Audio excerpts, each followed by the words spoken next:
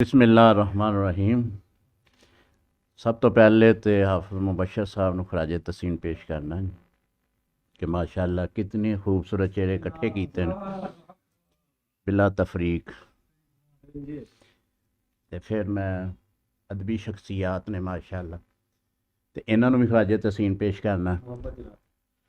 तो मैं उही शाह साहब का जुमला फिर दोहराना, सानू भी पक्के ही रख लिया।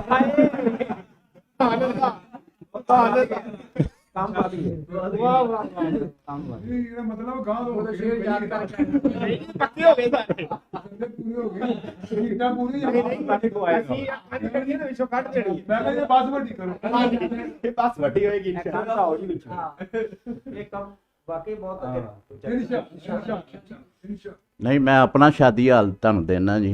हाँ जी, हाँ नहीं, सीटिंग का भी बेहतरीन इंतजाम होएगा जी। अल्लाह ताला जी सारिਆਂ ਨੂੰ अजरे अजीम अता फरमाए। बहुत ही प्यारा कलाम पढ़िया जी। तो बड़े बड़े हीरो ने साड़ी सरजमीन संगलैल ते इन्हां दा तारफ मुबशर साहब तुसी करवाने वाले हो। अस्सी साहब तशरीफ ले आए ने माशाअल्लाह जी, बहुत मज़ा आया।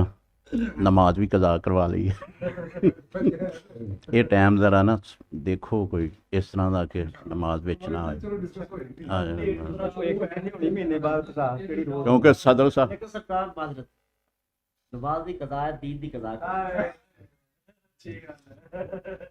मैं उठ के जान लगा हाँ, लेकिन सदर साहब का भी कलाम सुनना सी। मैं क्या फिर हम नमाज बाद पढ़ लांगे।